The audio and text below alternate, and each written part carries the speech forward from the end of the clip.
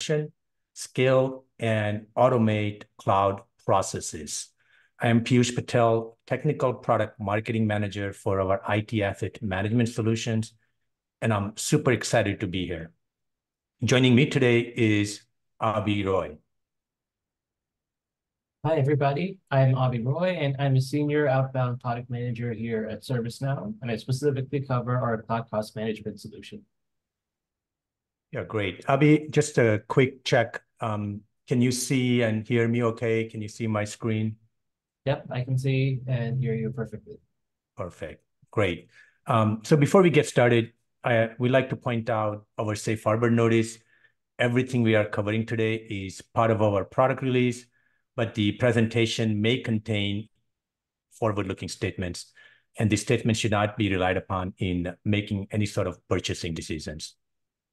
In terms of the agenda for today's session, we'll start with organizational challenges related to scaling cloud adoption, ServiceNow approach to overcoming these challenges, a demo of our cloud cost management solution, and provide you with some additional learning resources. But before we get started, Abhi has a question for all of you. Yeah. So with this, let's go ahead and take a look at a poll because we wanted to hear from all of you. How far along are you in your cloud journey? We want to hear if you're starting out, in progress, already implemented, or have not started yet. And we'll give you, let's say, a minute so that everyone can participate.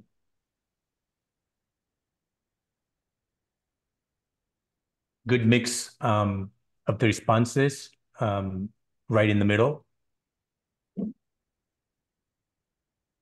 Let's try to get good 80% of you that joined. We're almost there, about 70%.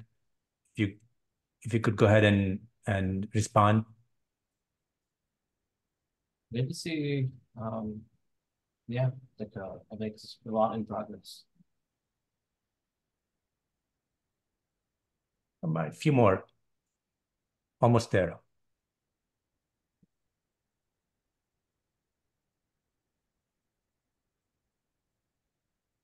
Yeah, I think that's a good sample. If we could share the result. Yeah. So what's interesting is a lot of the responses we're seeing, is consistent, right? Right in the middle, and what we're really seeing is some good insights here that ties perfectly into this segment of that, and that has to be, like focusing on the cloud team's main challenges. So we typically see these different personas working together on cloud transformation projects in organizations. But we know that may not be the case in your organization. You may just have one or two of this persona kind of sort of doing everything, right? But what the common theme here is that they all are facing those same challenges, and has to, those challenges around lack of cloud visibility across multi-cloud platform, lack of standardizations, because they're operating on these multiple tools and portals to do their job. Lack of automation, right? Doing a lot of things sort of a manual way, but they haven't matured or scaled to take those manual tedious processes to some sort of automation. And a lot of that, what it does is just on top of that, it just adds a lot of complexity, and it doesn't need to be there. So by adopting a single platform, single tool, single workflow, you can enable these different stakeholders to communicate effectively and simplify many of these steps involved in cloud services. So what next Abhi is going to cover is how these challenges can be addressed on the ServiceNow platform.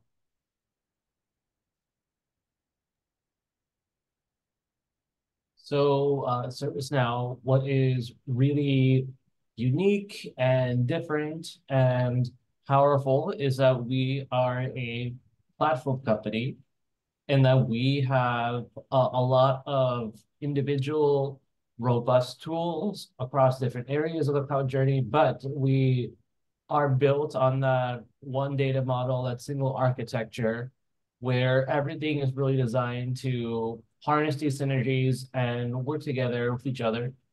And with this, you can see how this encompasses the full journey of scaling the cloud.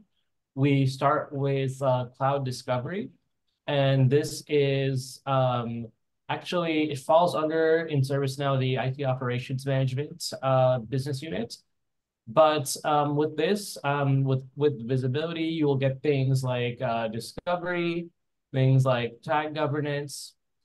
And with that, you will have a lot of insights and ingestion into the state of the cloud. From then, we evolve into Cloud Accelerate, where you can take actions in the cloud and do things like enabling a self-service and having a cloud services catalog where we can do things like purchase new cloud applications you want to leverage across your organization. And then finally, that leads us to managing costs. And this is covered by cloud cost management within the IT asset management BU. And through this, you can get visibility into your cloud. You can optimize your cloud costs. You can actually make sure that these changes are implemented so you realize actual savings and aren't wasting cloud. We'll be getting into much more detail in all of these in a little bit, but that's just a preview of where the ServiceNow platform comes into play.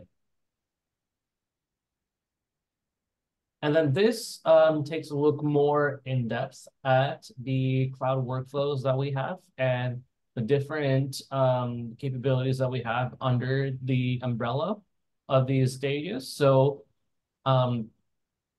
there are many different, there's several different personas who are involved in this journey. And when we take a look at visibility, the persona often involved is a cloud discovery manager. And things that they care about that ServiceNow platform helps with their visibility solution is they want to have a discovery where they can, again, ingest quality information. And this discovery is multi-source. It's, resource-based discovery. It can uncover everything like accounts, subscriptions, and projects. It'll have service mapping. So it's easy to, again, map the ownership and then the tagging that goes into these discoveries, as well as tag governance, so that if you're getting tags either from the vendor or from the CMDB, there is hygiene and ability to customize that. So this all falls under the purview of cloud discovery. The cloud discovery manager cares about. And then when we come to the self-service portion, which is covered by our Cloud Accelerate solution, this is where you have employees who are involved in the cloud, as well as the cloud enablement team really involved, where here you can do things like cloud migration assessment. If you want to, say, move from on-premise to the cloud, you can do configuration governance.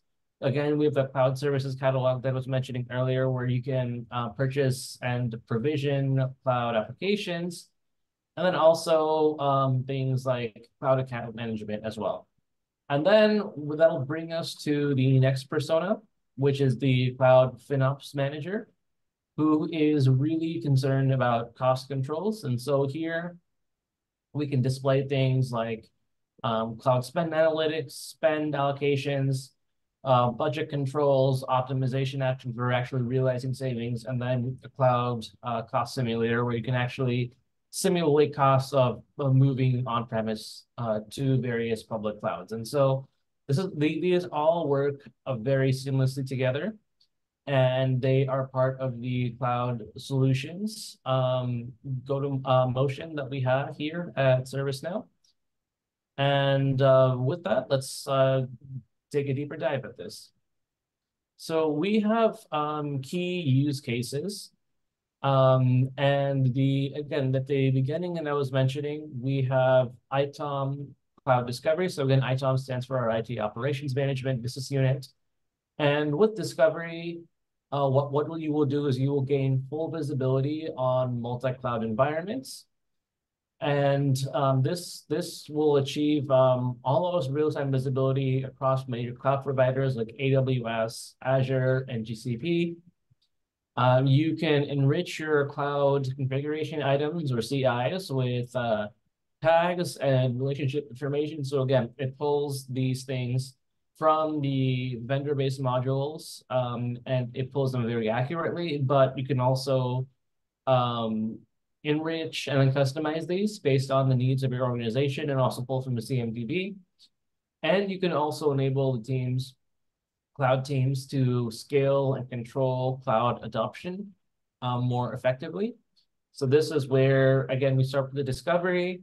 And there's the main way to do this is through this discovery source. But for some customers who prefer Service Graph connectors, we also do have Service Graph connector solutions individually with all of the public cloud providers.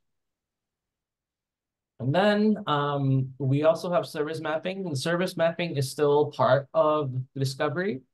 And here you can map services in minutes with service mapping. So you will have things like automated service suggestions powered by machine learning. And you can also map cloud, containerized, and virtualized resources using tabs. And this can go all the way down to, say, Kubernetes namespace or a cluster.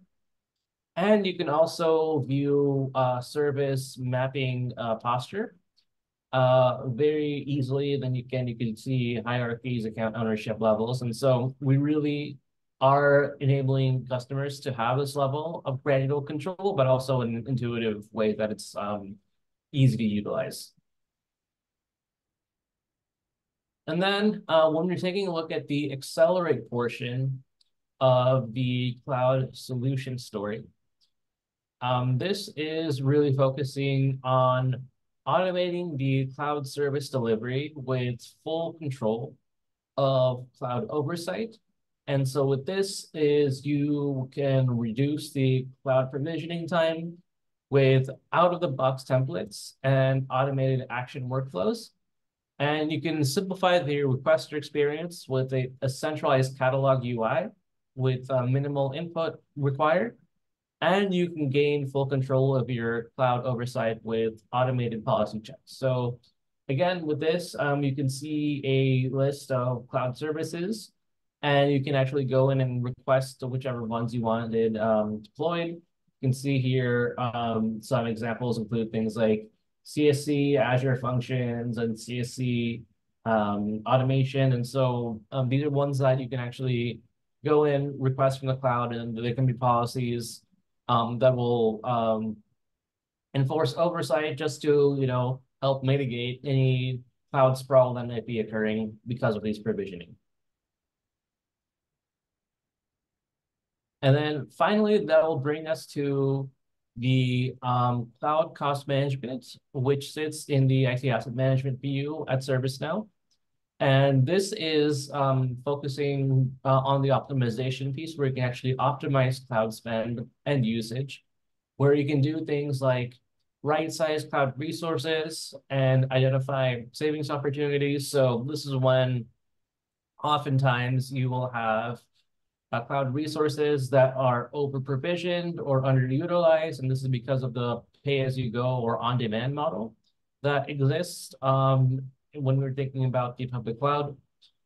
And you can drive actions to optimize these costs with robust change management integration.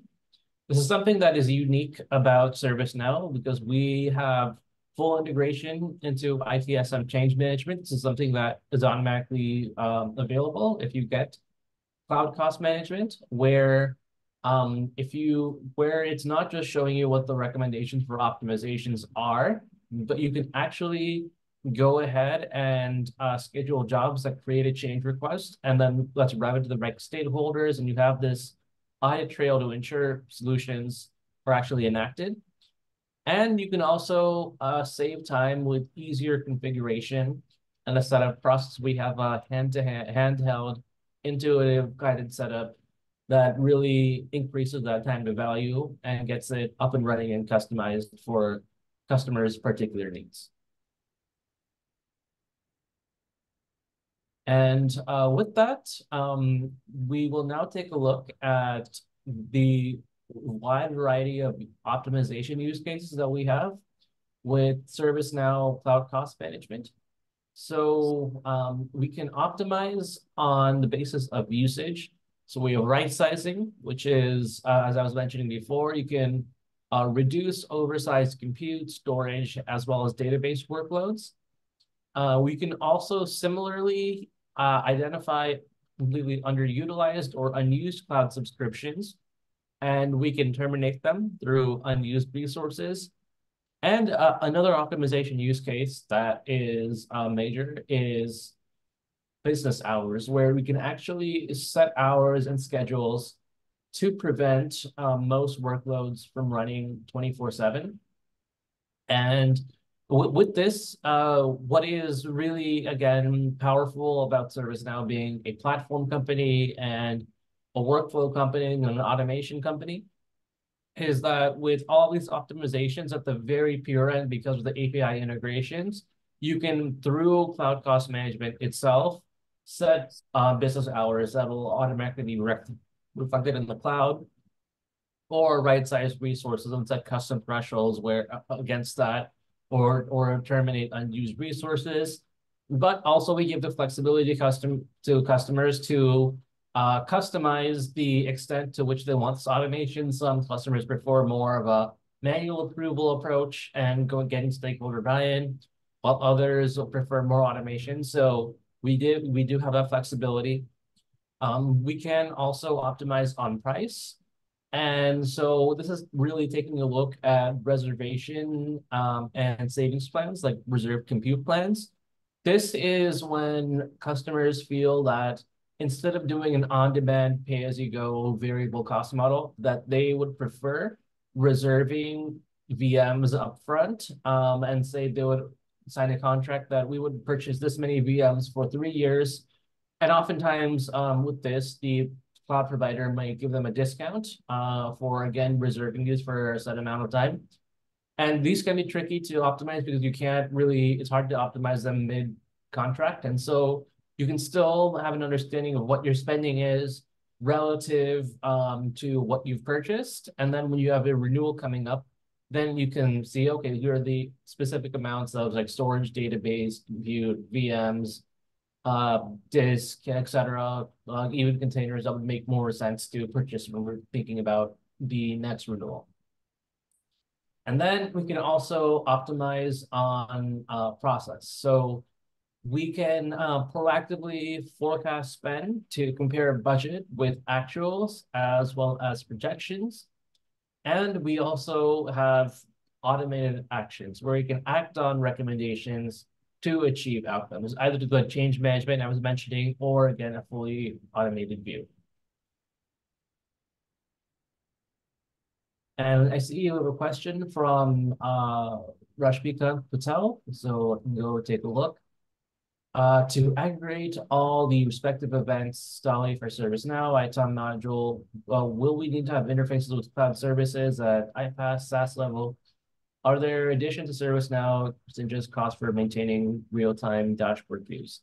So to the latter part of the question, there is not, but if you wanted to take a look at SaaS, so Cloud Cost Management specifically focuses on infrastructure as well as platform as a service. If you wanted to look at SaaS, there is a bundle between Cloud Cost Management and Software Asset Management called Software Asset Management Enterprise. And so that's when we are seeing this fusion between FinOps teams and Cloud Center of Excellence teams, as well as asset management teams. And then through that, you'll be able to have these dashboards that have more of a total cost of ownership. And that brings us to the view over here, which is the Asset Management Executive Dashboard, which is a KPI dashboard that we have where if you combine Cloud Cost Management with another IT asset management solution like software asset management or hardware asset management, you have this KPI executive dashboard for overseeing things like software, hardware, and cloud technology. So you'll have views on the total cost across software, hardware, and cloud. You'll have actual savings, such as software, hardware, and cloud, potential savings, average asset fulfillment time, business services cost. And you can view the health and life cycle of all these technology assets from software to hardware to cloud resources. And then you can manage these KPIs to save costs, reduce risk, and identify which assets are in various life cycle stages. So with that, we are actually going to showcase to you the last solution that I was talking about, which is cloud cost management. And we'll be doing a live demo for about 15 to 20 minutes. So let's go ahead and kick that off.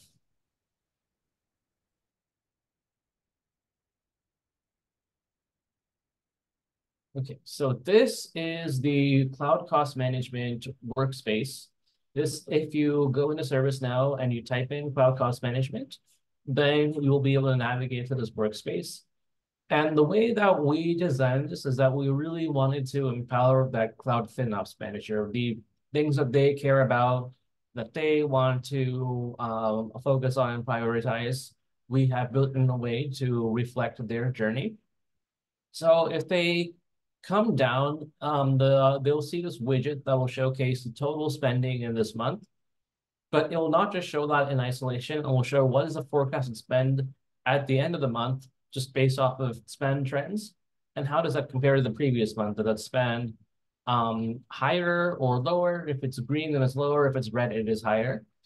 But if we go down to this chart over here, we can actually set a time range and look all the way at the past 12 months where we can do this monthly spend breakdown, where we can see on a monthly basis, the spending in the cloud across the major cloud providers like AWS, Azure, and GCP.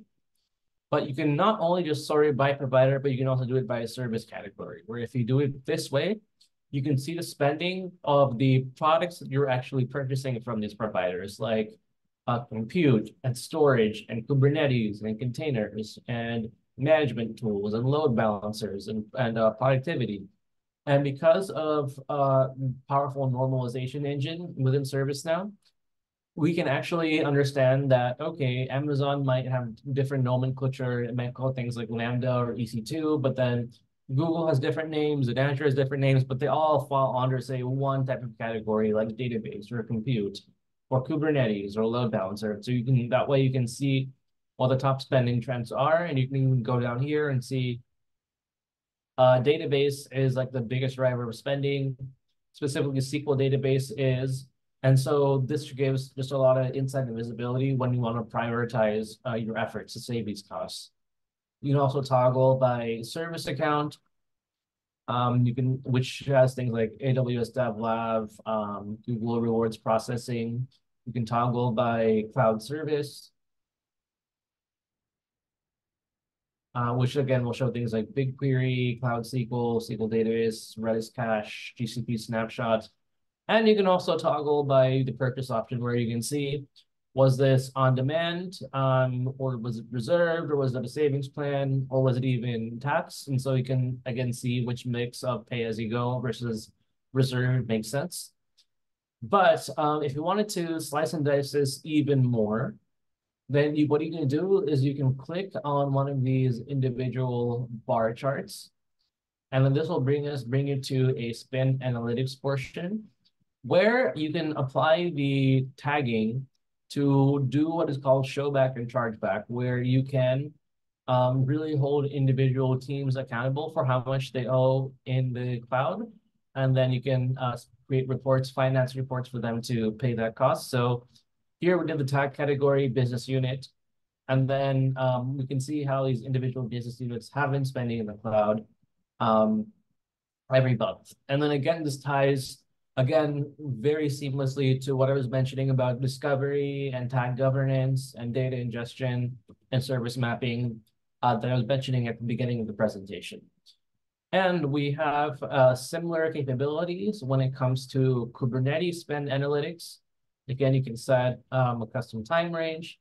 You can set the cost type to actual cost or amortized cost. and you can toggle by Kubernetes cluster name as well as Kubernetes namespace. And we have a similar concept when it comes to shared cost analytics. So these are any types of costs that are not direct costs, but are actually shared costs. An example of this are taxes. And with this, you can actually go down and we have a policy page where you can create policies where you will decide how to distribute these shared costs. You can do it on an even basis. You can do it on a fixed basis. You can also do it on a proportional basis. And then with all of these is that you can figure out an equitable way to divide these costs across the different teams in a way that really does enable you to do that show back and charge back and being able to equitably and fairly distribute these costs. So if the FinOps manager still wants to understand some more spending, we have some visualizations around that, including things like, most importantly, there's a daily spend by service category, which is really useful in seeing if there are any anomalies and unexpected spikes. So this is what they can use for that anomaly detection. And we have some graphs here like spend per geographical region, spend per cost center, purchase option, business application, etc. So if we then go on to our next journey, the Cloud FinOps Manager wants to see how does my spending correlate with my budget? And we can see that budget figure being called out right over here. But we actually do have a full-fledged budget module where it will showcase what the total budget is, what the total spending is, and what the forecasted spending is, and compare all of them against each other. We have this visualization where you can compare the budget versus the current spend, as well as the budget versus the forecasted spend. And then you can also even go up here and look at all budgets. And then here you can actually toggle for show overrun budgets only. So if you go over here and toggle this, it'll specifically show the budgets that are overruns. You can prioritize your time and efforts on rectifying these. And then that'll bring us to the next major journey of the Cloud FinOps Manager, which is an optimization piece that I was talking to you about earlier on. So we see here that we have a total potential savings of $265,000. And with this, we could then go into the operations module over here, which will actually break down what that $265,000 figure is coming from, and then showcase where the different recommendation types are giving up that pie. Okay, so remember that $265,000 figure?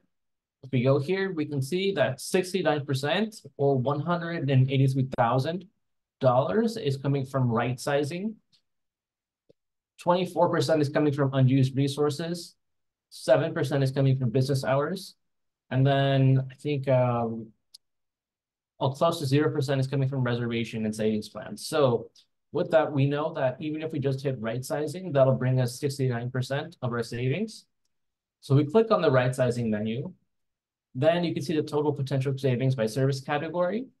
Here we can see that storage is actually accounting for 82% of the potential savings. So out of that total $265,000 figure on the homepage, $150,000 is specifically right-sizing storage. So that, again, really is helpful in prioritizing the time and effort for the FinOps manager.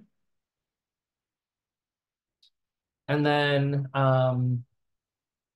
if we then click on this further, we will be seeing in list view things like the configuration item, the monthly savings, the provider, service category, cloud service, the current size, the downgraded recommended size, the rationale for downgrading the size here, the confidence level in it, and then the geographical region, account owner, change group, and also the source, because we will aggregate sources from like AWS Advisor and also from GCP and Azure, but we'll also have ServiceNow recommendations because we also have our own calculation engine too. And then from that, what we do that is very unique is that say you do want to schedule like a right sizing job.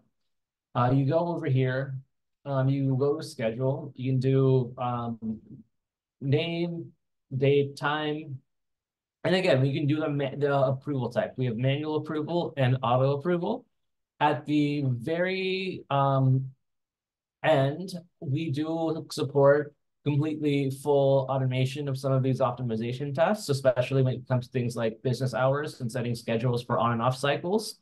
But again, we do have that flexibility for that manual approval, especially when customers have it initially and they want to have that stakeholder buy-in into the product. But I do wanted to show you something unique that we do. So say that you go and you create an approval type and you create a job. What that does that's unique is that because of ServiceNow, again, being a platform company, we have a integration into change management, which is an ITSM, IT service management concept. So we can actually go in and see the change request that has been created for that particular job. So when you go in, you can actually see what that change request is.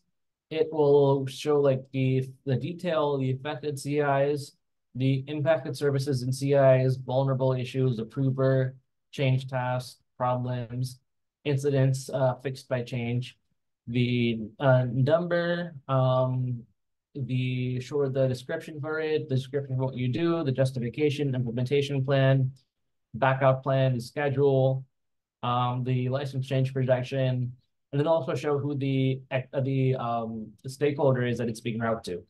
And this is very important because again, if you go back to this page, you can see which jobs have been scheduled, which ones are completed, which ones are declined, which ones are failed, which ones are excluded.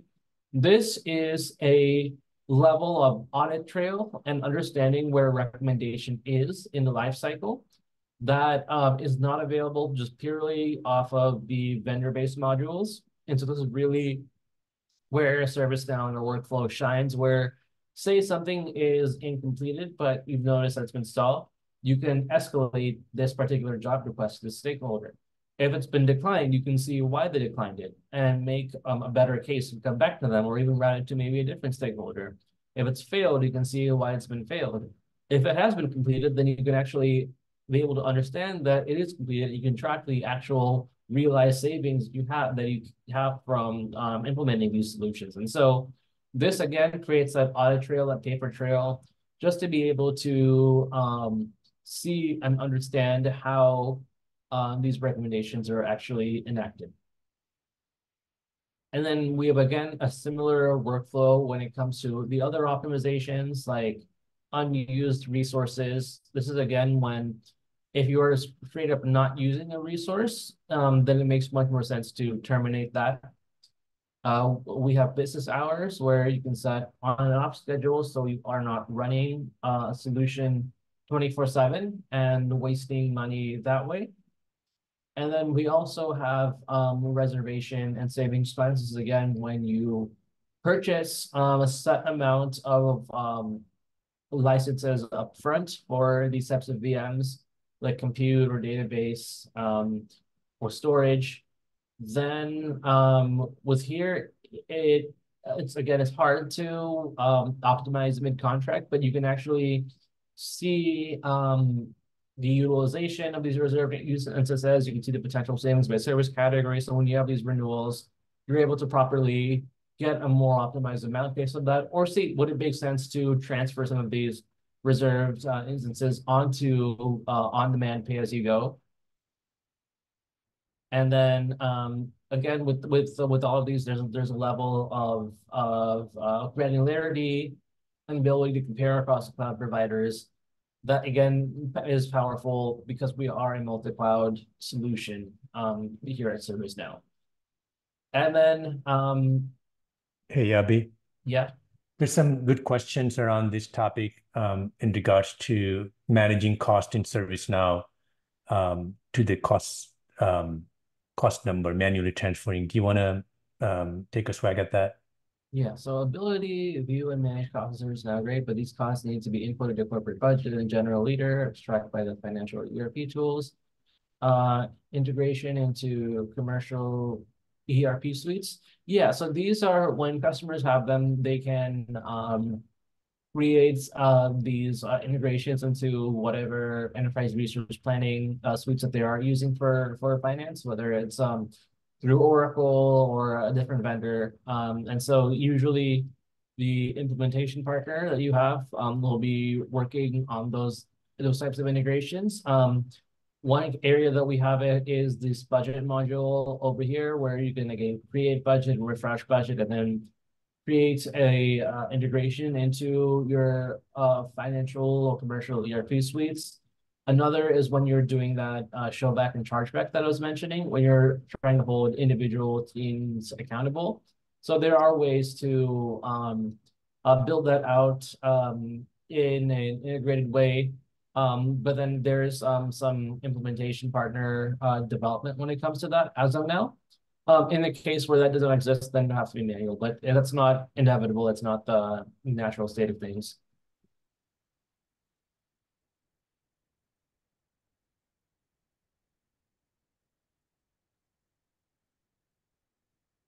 Okay, great. Yeah, really, really great question. It's true. We these things don't sit in isolation over here. Okay, the last thing I did want to showcase here was the asset executive workspace, which I previewed in my slide.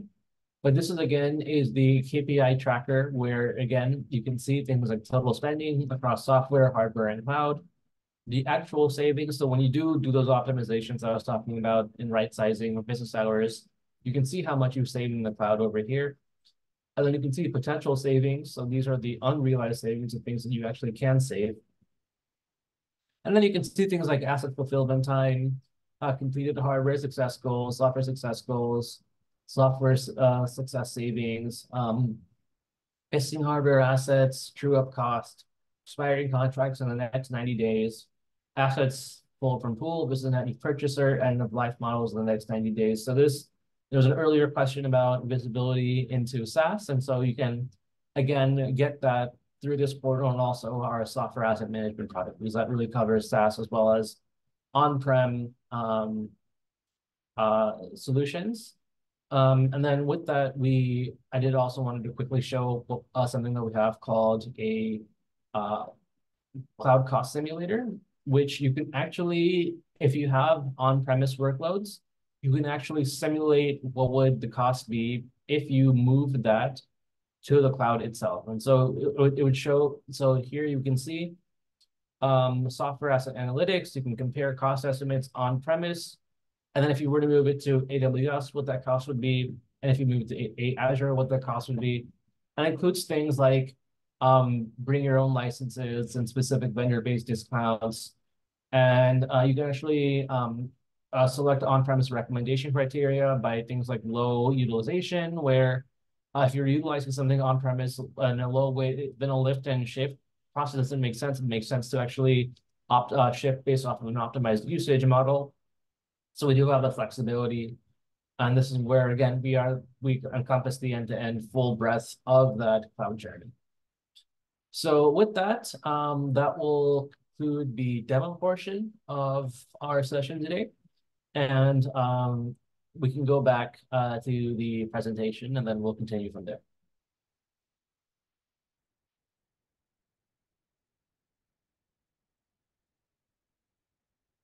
Right. So I think that's a lot of information. I think you covered, Abhi. I think what we want to do is ask the audience if this is something they like to see more of, this type of sessions to our live on ServiceNow events and community. If it's something helpful, be honest, we'll take this information and specifically come up with topics that is the most engaging, most interest to you, right? So go ahead and put your answer. We'll close the poll in maybe 10 seconds here. Yeah, so definitely a lot of you are 80% so far, like what you saw. And this is the type of presentation slash demo we want to kind of help you either adopt or whatever you're doing with the ServiceNow solutions, kind of get to the next maturity level is what we're trying to do here.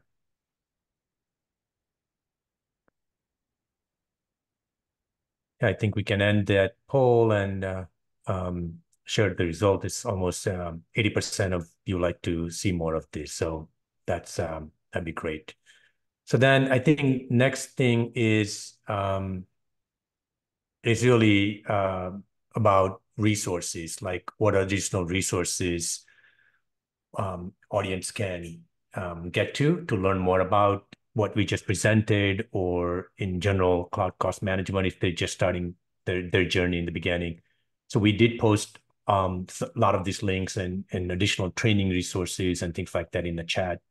So those are usually, community is usually the first place we recommend that you go to. There was a question about presentations that we did. Will it be available? So on the community under blog, you'll see this recording show up once it's shared with us, along with the key takeaways and things like that. So definitely that's the place you want to start with. Okay, and I think if there's I actually do see one more question there. Um, no, that's just the chat. I thought there was a question, but it's just on the chat. Unless anyone else had any more questions, we want to thank you for your time and thank you for joining our session today. Yeah, thank you, everyone.